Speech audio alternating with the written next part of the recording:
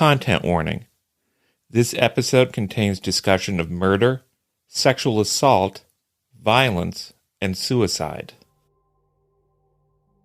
In the summer of 1975, 17-year-old Laurel Mitchell walked into darkness. She didn't make it to her intended destination, the now-defunct amusement park, Adventureland. She never made it home to her family, her parents, brother, and younger sister Sarah. Instead, Laurel was abducted and taken from her hometown of North Webster, Indiana, in Kosciuszko County. She was driven miles away to Noble County. She was sexually assaulted and dumped in the southern branch of the Elkhart River. She died by drowning. Her murder remains unsolved. Today, we'll once again be hearing from Sarah Knisely, Laurel's younger sister. Decades after Laurel's murder, Sarah continues to act as an advocate for her older sister. Today, we'll be picking up where we left off in yesterday's episode. If you haven't listened to that initial installment, go back and check it out so you can follow along today. We're linked to the episode in our show notes. My name is Anya Kane. I'm a journalist. And I'm Kevin Greenlee. I'm an attorney.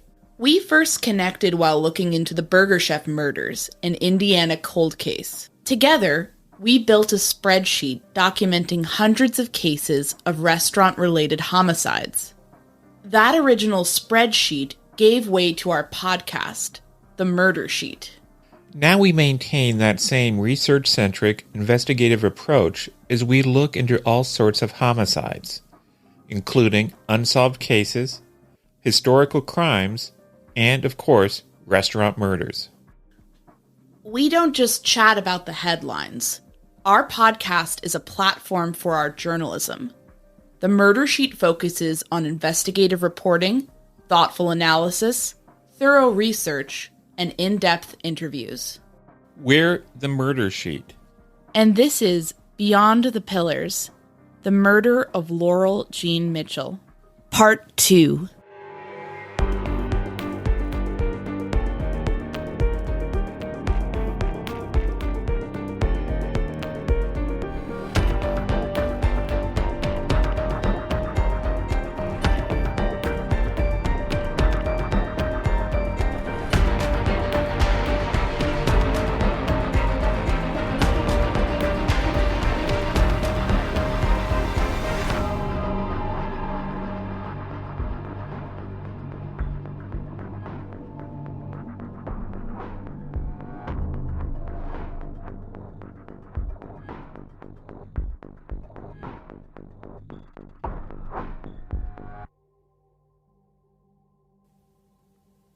We asked Sarah about the earliest leads in the case. For instance, whose mugshots were the police asking the family to review? I don't think they had a clue. I mean, nobody knew nothing. I mean, she just disappeared one night and ended up in the river the next day. You know, nobody saw anything. There was nobody to get. I mean, it was just a guess in the dark. Right. And I don't know if these pictures may be of people that had been, you know, sex offenders or something. I don't know. But, you know, they just said, here, look at this book and see if there's anybody you know. Anybody looks familiar. Anybody you've seen around in the area. in terms of the law enforcement officers who worked this case, Sarah remembers two detectives in particular, Ray Serge and Sidney Fish. They were both from the Indiana State Police. Remember, Laurel was likely kidnapped from Kosciuszko County and transported to and murdered in Noble County. The fact that the crime crossed county lines meant that the state police had jurisdiction. According to Sarah, the investigators mostly kept her father apprised of developments in the case. After her parents split up, that meant that she and her mother did not necessarily get every single update. The police would stop by every few years to talk about the case, though. Sarah remembers that Fish, in particular, wanted to solve the case before he retired. Unfortunately, that didn't happen. According to the South Bend Tribune, he retired in 1987 after a tenure of 26 years with the state police. He died in 1995. Today, Sarah is in closer contact with the current lead investigator, Kevin Smith of the Indiana State Police. Smith is actually a captain and a post commander for Area 2, which is the term designating the Indiana State Police districts of Bremen, Fort Wayne, and the Indiana Toll Road. He's taken on the Mitchell case himself, keeping the file at his desk. He grew up in Syracuse and heard about the murder as a kid through a school announcement. Smith declined to be interviewed for this program. Sarah's also done some investigating herself. She told us about one man who felt he had an extremely important tip, who tracked her down by driving up and down the street where she used to live. Sarah ended up running into him by chance. She met with the man at a Burger King and listened to his story. It concerned a confession from a convicted child molester who was known to hang around the site where Laurel was found. It certainly seemed interesting to Sarah, and the Indiana State Police are following up. But, as we know from previous cases, you need more than a credible story to solve a case. You need evidence. Years and years after the murder, that mutual friend we mentioned before told Sarah about a story she heard. She said Laurel had gone out to meet a boy to drink beer and eat pizza. But the boy had gotten inebriated and tied up and sexually assaulted Laurel.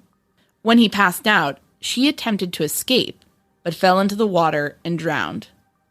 As we'll discuss later, there was no evidence of ligature marks on Laurel's body. Sarah finds this story hard to believe, as do we.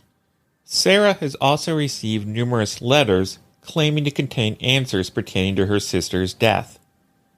One named a person allegedly involved in the crime who turned out to be just 2 years old in 1975.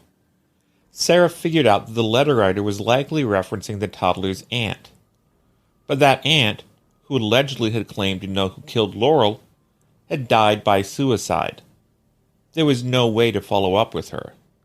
That's unfortunately the nature of advocating for a murdered loved one whose case remains unsolved. You get pulled every which way by people who are likely just trying to help.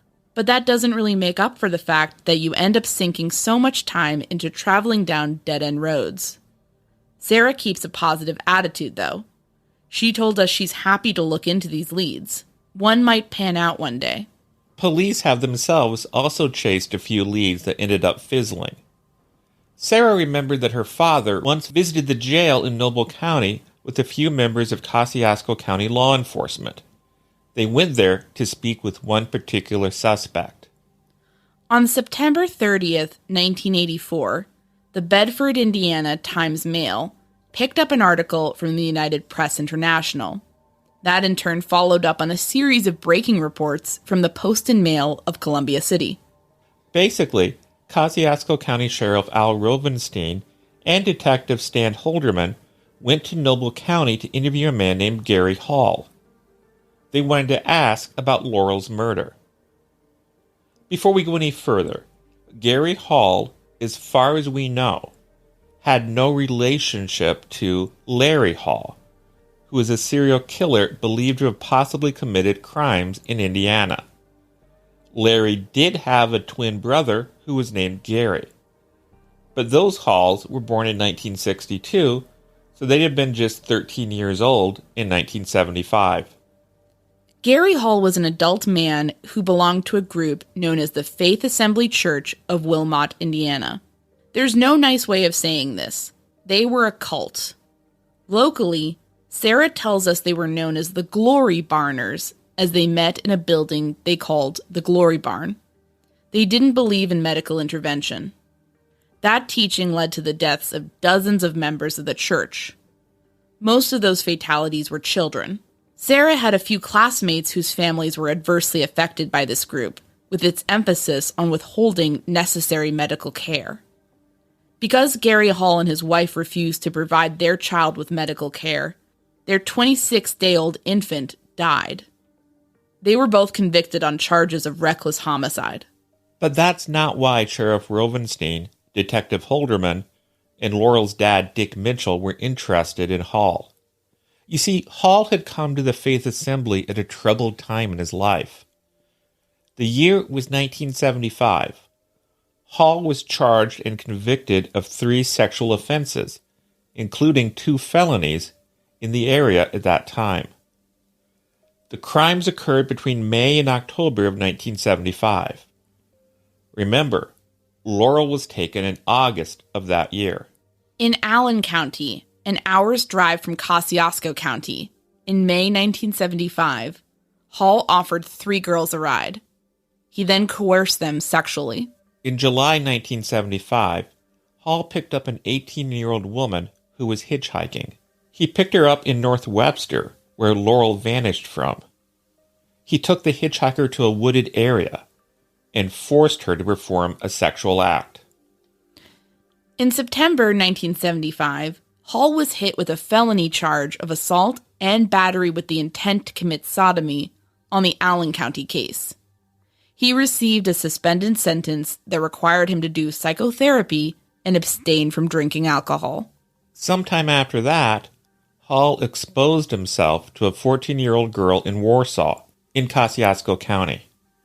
He was given a suspended sentence and charged a $132 fine. In October 1975, Hall was arrested for the attack on the 18-year-old hitchhiker.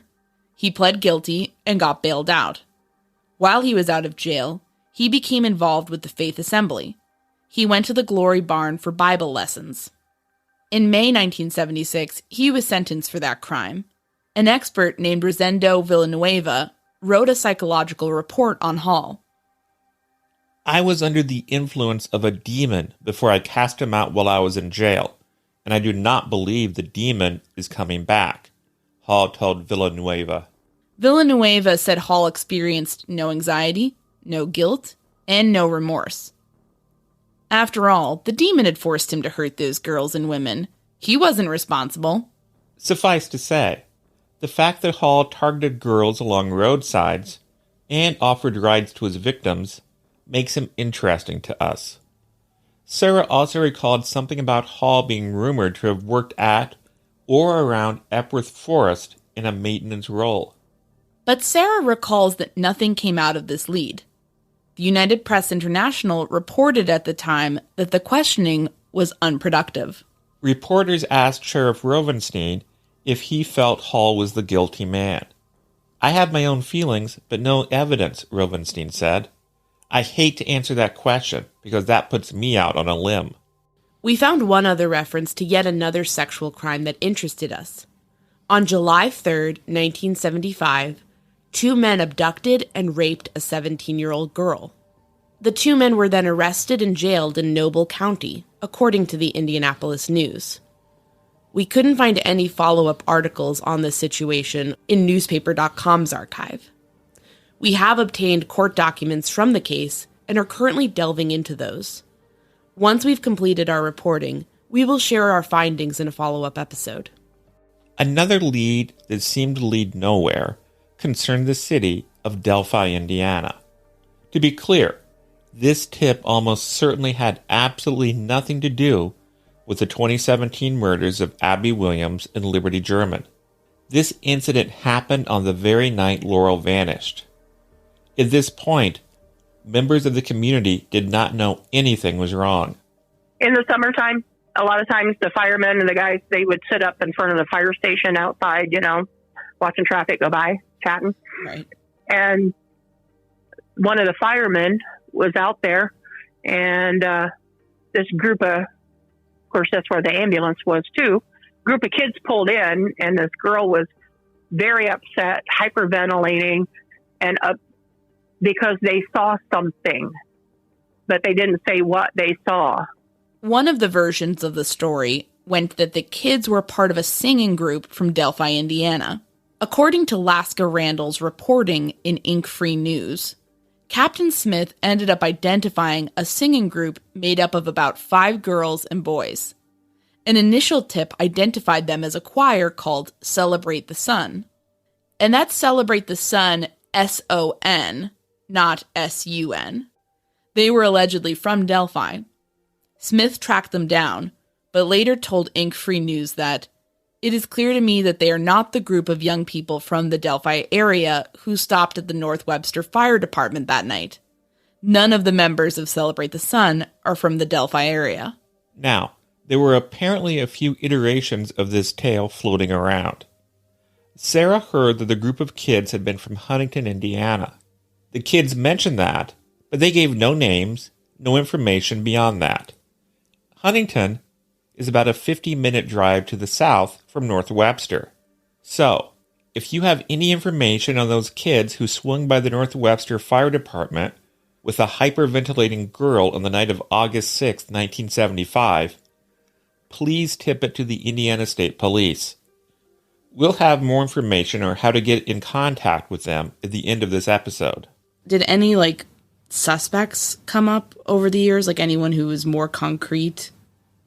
Oh, yeah. Name? Yeah. At one time, I was talking with the Kosciuszko County detective, and he showed me a list of names and wanted to know if I knew any of the names, and I knew about most of them. I said, yeah, I know this guy, and I know this guy, and this guy's dead. So, yeah, a lot of those names I knew, but I don't think they ever panned out. And like I said, some of them are dead now. Were they? Some of them were her age. Oh, so possible classmates or? Well, possibly. I mean, they weren't friends. They were from a whole other set of kids. Social group. But they were troublemakers. But I don't know if you're aware that summer, 7 other girls were raped in the area. That's right. A series of rapes happened in Kosciuszko County in 1975.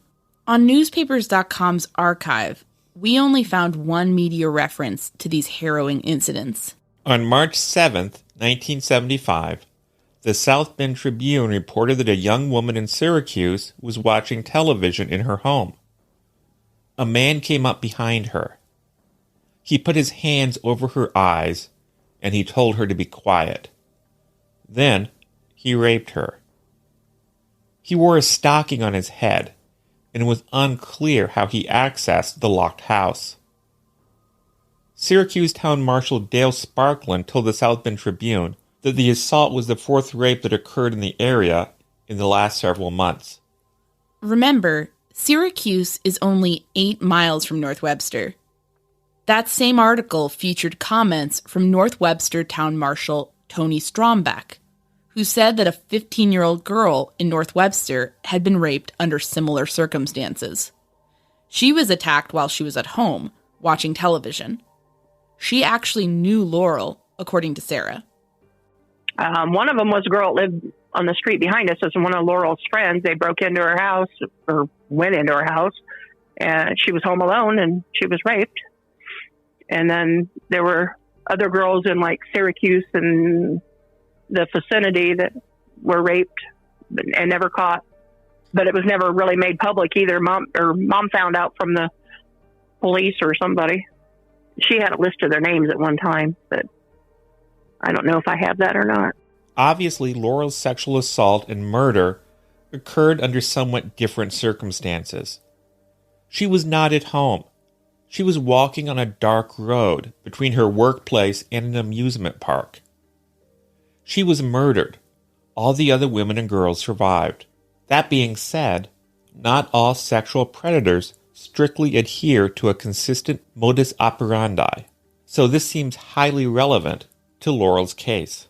As far as Laurel's death goes, she was not attacked with a weapon, seemingly. She appears to have drowned. That's despite the fact she was a good swimmer. According to Sarah, there were no indications that Laurel had been bound.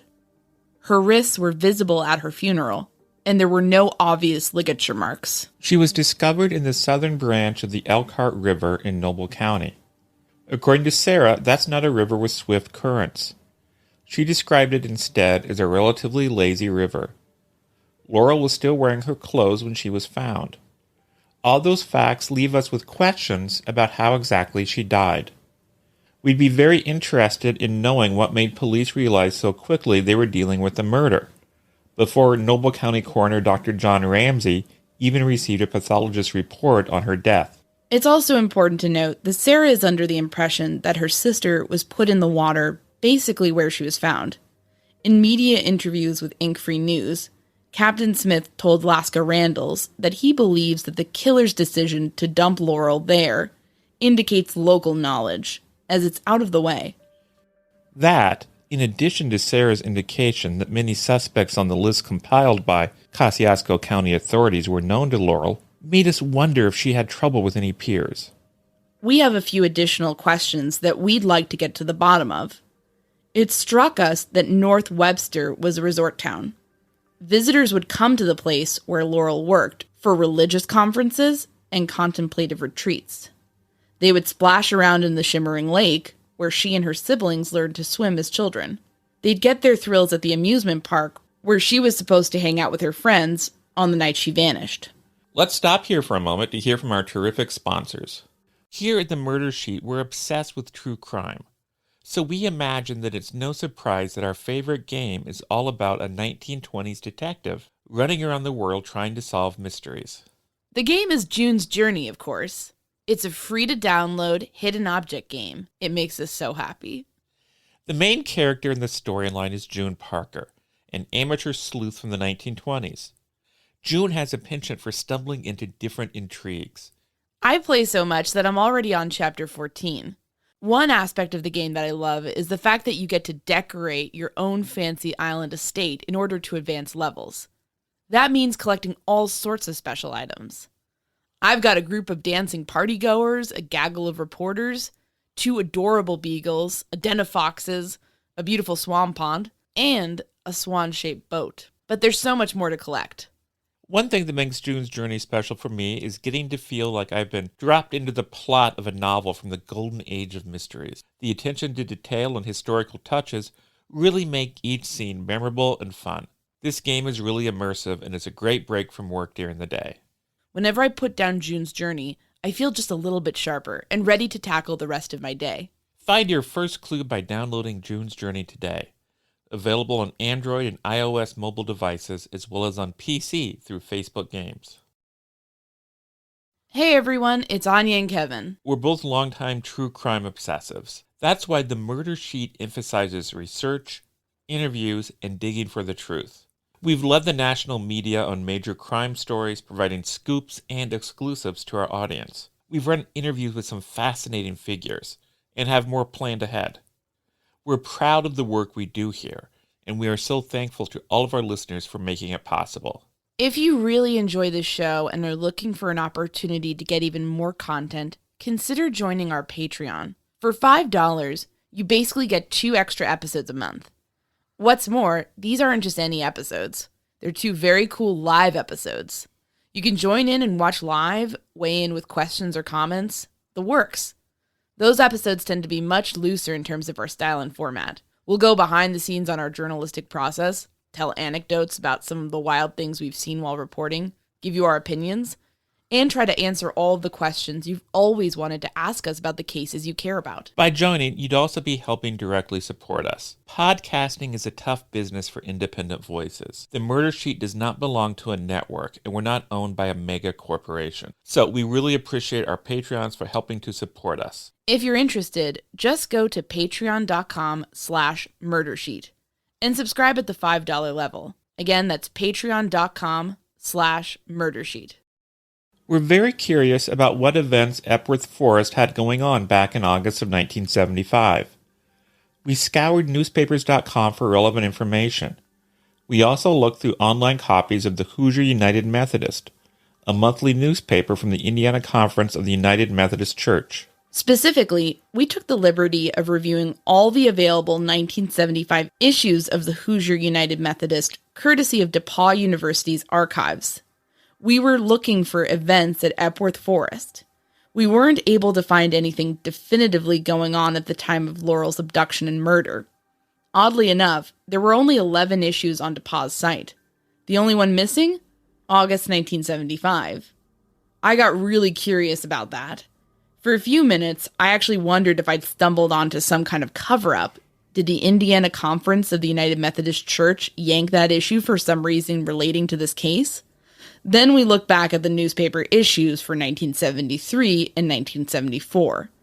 We found that the paper always skipped August. There wasn't anything sinister going on. We include this bit about our reporting process to make a point that we feel is quite important. When you're true crime obsessed like we are, it's very easy to jump into conspiratorial conclusions. We get lots of emails from folks, smart and thoughtful people, who indicate that they believe that malicious goings-on are behind certain events in different cases we cover. But the vast majority of the time, there are innocuous and rather boring explanations for things that seem odd on the surface. We try to always catch ourselves and check and double-check our work before we fall too deep down the conspiratorial rabbit hole.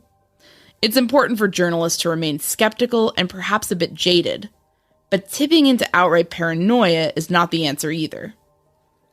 We did manage to piece together some events that were going on there immediately before and after August 6th, which is when Laurel was abducted. We're certainly not necessarily suggesting that attendees at these events had anything to do with the crime, but they might have seen something that was odd but meaningless at the time. Creepy men hanging around, lurking in cars, trying to pick up young women. Men who disappeared in the night and returned the next morning, acting strangely. The Hoosier United Methodist ran a schedule for an unnamed bishop, noting that he was slated to preach at Epworth Forest on August 3rd, 1975. On June 30th, 1975, Dr. Alfred Adivian of the Christian Theological Seminary moved into the Epworth Forest campground with a drama troupe consisting of seminary students, college students, high school students, and 5 additional apprentices. They started performing the musical Godspell and other selections in July. They also ran daytime religious workshops. The article by Isabel Boyer, which first ran the Indianapolis Star, mentioned that audiences consisted of campers from 5 different district youth camps, as well as summer people who regularly spend their summers around the lake. These performances seemed to last into July. Boyer reported that retreats at Epworth Forest were held year-round. From August 11th to the 13th, there was a family camp for deaf people run by Grace Nunnery Decatur, the coordinator of deaf ministry for the North Indiana Conference. Subsequently, there would be a summer camp for school-age deaf children running from August 13th to August 19th. Those events received a write-up in the July 1975 issue of the Hoosier United Methodist. From August 13th to the 20th, the Epworth Forest Choir School ran a program for young Hoosier singers. This was a big deal and drew choirs from all over the state. We know this because it got written up in a number of newspapers, along with the Hoosier United Methodist. Reverend Herbert Wingard, pastor of Elwood Grace Trinity, ran a camp for senior high school students about Christianity securing political power from August 17th to August 23rd. Reverend Ernest E. Losh of Epworth Forest gave Sunday services at the Epworth Forest Auditorium at 10:30 a.m. from June 15th to August 31st. The Reverend George T. Wang, a minister who served the Methodist Church in Malaysia and Singapore, lived with his wife and 2 children at the campgrounds from June 1st until August, as he gave a series of speeches. But we don't think those were the only events going on in August of 1975. We'd love to know more about the various events and happenings that month. We'd love to know if anyone saw anything that seemed off. So what other factors could potentially help solve Laurel's murder? Well, Sarah, for one, feels that talking about the case helps. She's also keen to get national attention on the case. A pair of filmmakers interviewed her and Captain Smith for a documentary project a while back. The documentary team tried hard, but they weren't able to sell the project. That can happen to unsolved older cases. We know from experience that such cases often get shunted because of the narrative and economic demands of television programs. Most media entities want a pat ending, a final answer. When there's no bad guy to unmask or punish at the end of the story, that can drive away interest. The deeply unfortunate thing is that these older cases are the ones that most need widespread public attention. I know that Laurel was sexually assaulted. Is there any hope of usable DNA being a factor in solving this case? What I can tell you is they have all her clothes. and they are at Fort Wayne at the lab, the crime lab. And anytime any new technology comes up, they test it. That's hopeful. Yeah. That is hopeful. I think in the last Ink-Free article, Laska wrote about new technology. Kevin told us that they can now get DNA from hair. It doesn't have to have a bulb. Yes. They can get it from the hair shaft. So they were going to go look for hair. I guess in terms of how people listening can help, how can people possibly, do you feel like this case will possibly be solved by just people talking and kind of sharing their stories? Or, I mean, I guess raising awareness about the case? That's my hope for doing this, is to get it past local media, get it, a bigger audience, because people have moved since 1970. Even people that we don't know about that may have seen something have moved away. Or big element is they might be dead by now, but maybe somebody did a deathbed confession. It's time to talk. And if we could maybe jog a memory from somebody that's not been in the area to get these periodic updates, we need them to come forward. Even if you think it's stupid, you think it's nothing, it could be the one thing we need. That's what I want. I just want people to be aware, think, and if it's something seemed a little off, say something. You're not going to get in trouble if it's not right. It just could be the one little piece we need. And then I could get some answers, maybe. It's probably going to come down to a confession. But, if you need to confess, please do. I'm at this point in my life, the day it happened, I would have wanted to fry you in an electric chair, and I wanted to throw the switch. Today, I don't really care. I don't even care if you go to jail. I just want a why. I want to know why. That's it. Why did you have to kill her? I mean, all the other girls that were raped were not really harmed physically. I'm sure they suffered mentally, but physically they weren't that harmed. But why did she end up dead? What were those circumstances? Was it an accident? She hit her head or something? Accidentally suffocate her? I don't know. But I would just like some answers before I die.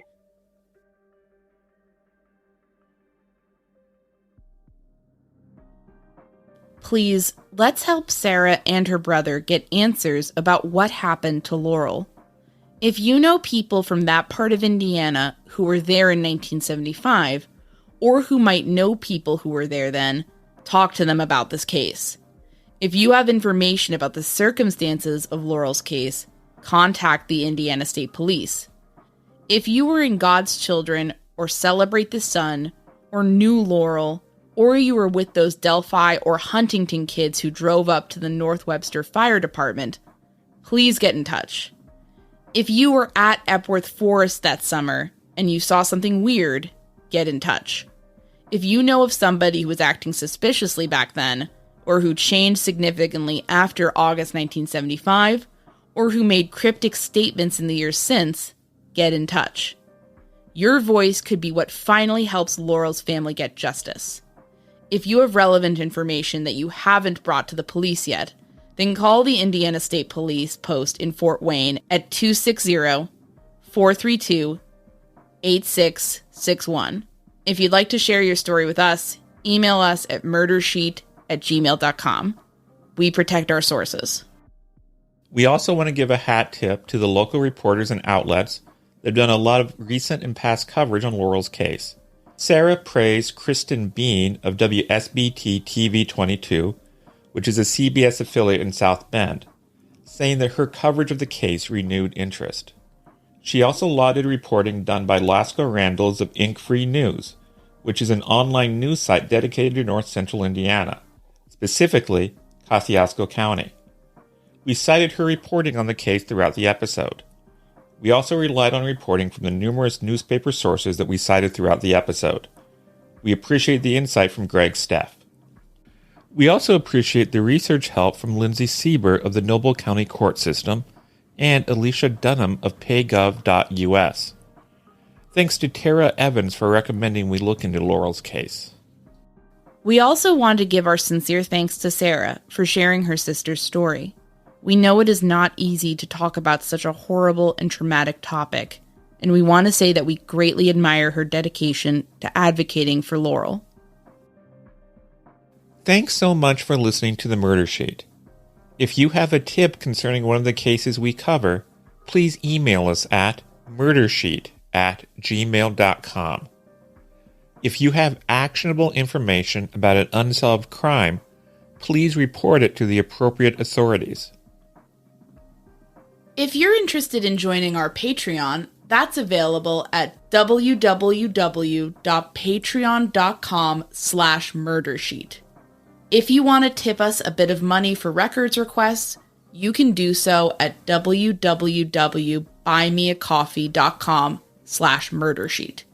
We very much appreciate any support. Special thanks to Kevin Tyler Greenlee, who composed the music for the Murder Sheet, and who you can find on the web at kevintg.com. If you're looking to talk with other listeners about a case we've covered, you can join the Murder Sheet discussion group on Facebook. We mostly focus our time on research and reporting, so we're not on social media much. We do try to check our email account, but we ask for patience as we often receive a lot of messages. Thanks again for listening. Hey everybody, just popping back in to talk about June's Journey again. This is the amazing free-to-download mystery hidden object game. It's delightful. Anya is always playing this game. She's obsessed with it. I love to pretend to be a 1920s detective going around the world trying to solve different cases. It puts me in that headspace that just makes me so happy. And also you get this big mansion that you get to decorate, and I think that satisfies my strange interior decorator needs, where I can suddenly have a big swan pond, a gaggle of reporters outside, all these beautiful rose bushes. It's just amazing. Playing June's Journey has actually been a really nice mental health break for me. Sometimes it can kind of get stressful doing the podcast, or, just going day to day, waiting in line, waiting on a call where you've been put on hold. And it's fun to have something to do to kind of eat up that time and keep me mentally sharp while I'm sort of waiting around. I feel like I've gotten a lot more observational as the game is going along. I feel like sometimes I'm just powering through these levels. It makes me really proud of myself. And I think you guys would love it. I really think a lot of our listeners are people who would actually really enjoy this game and would find it really sort of soothing, but also fun. Give it a try. Tell us what you think. The Murder Sheet is an independent, smaller podcast. We don't have a huge staff. Sponsorships are really important to us. And anytime our listeners goes ahead and downloads something or purchases something from our sponsors, that's directly helping us. So if you can just go, again, this game is free to download it, put it on your phone, play it a bit, let us know what you think, and certainly let June's Journey know that the Murder Sheet sent you. That's a huge boon to our show, and it helps us keep in business and keep doing what we love, which is reporting on different crimes and bringing you the best information. So with that in mind, find your first clue by downloading June's Journey today. Available on Android and iOS mobile devices, as well as on PC through Facebook Games.